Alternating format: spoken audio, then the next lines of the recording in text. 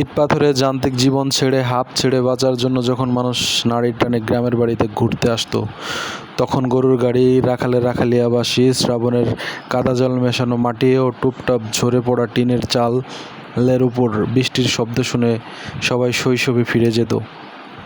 ঘরে শুয়ে জানালা দিয়ে পূর্ণিমার চাঁদের কেরম কি পাট ধুইতেছিস? এতে কালো হইতেছে কি? একেবারে কালো হয়ে গেছে। হ্যাঁ,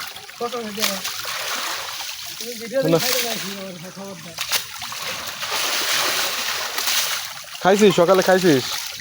এত কাজ বাজ করে কারা খাওয়াবি?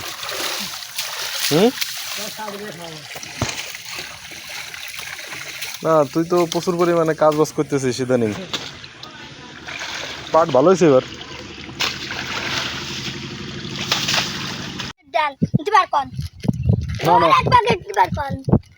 তুমি কি প্রতিদিন এনে আসো? আমার সাথে আসে না, আমি কেরবো না, আসো না এখানে ঘোরার জন্য। এখানে তো অনেক সুন্দর জায়গা, মাঝে মাঝে ঘুরবার আসবা। হ্যাঁ, এই যে কাদার ভিতর দিয়ে আসলাম না, এই কাদা পাড়াইলে বুঝছো?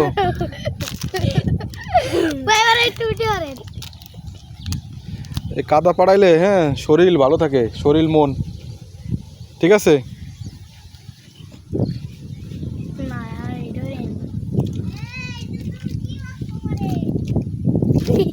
ওই যে আমাকে আব্দুল্লাহ চলে আইছে।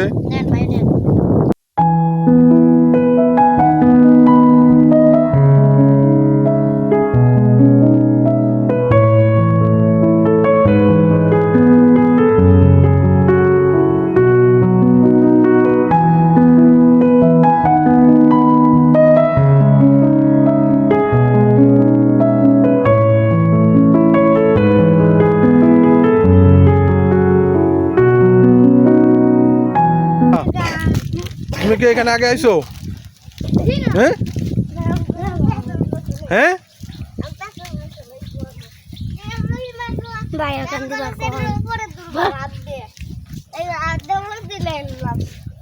আব্দুল্লাহ তুমি কি এখানে আগে আইছো? তুমি আসতে পারো নাই? জানো এরকম দিলে পরে জানো আমার পর এরকম আমি দিলে পরে আমার তোমার জ্বর চলে আসে?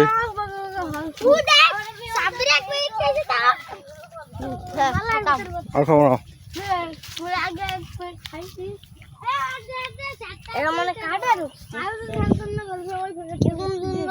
স্যান্ডেল হাতে নাও, স্যান্ডেল হাতে করে নাও। তোমার আনতে চাইছিলাম না, তোমার জ্বর হবে না এই জন্যই। তুমি তো তাও চলে আসবা।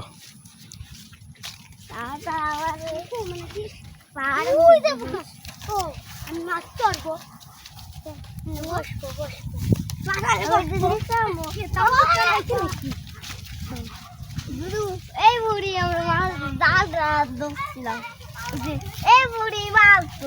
তুমি মাছ ধরবার আইছিলা এখানে? সবাই শেষ করছিল। শেষ করছিল?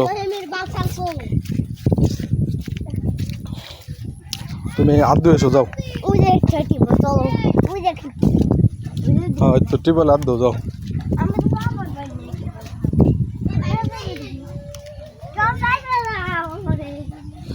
সাইপে দিব।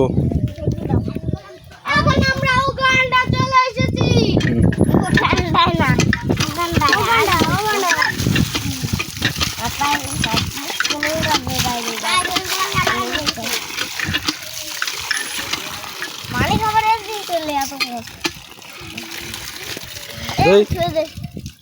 ওটা একটু ধরো তো, আমি একটু পানি খাই।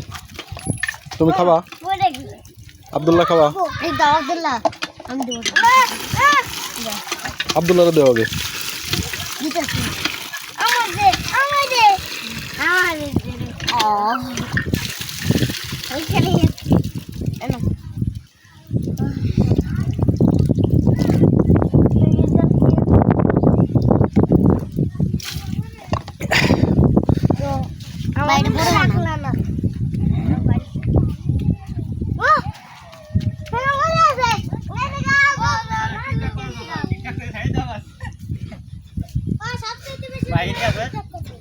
এ হচ্ছে আমাদের কাকা।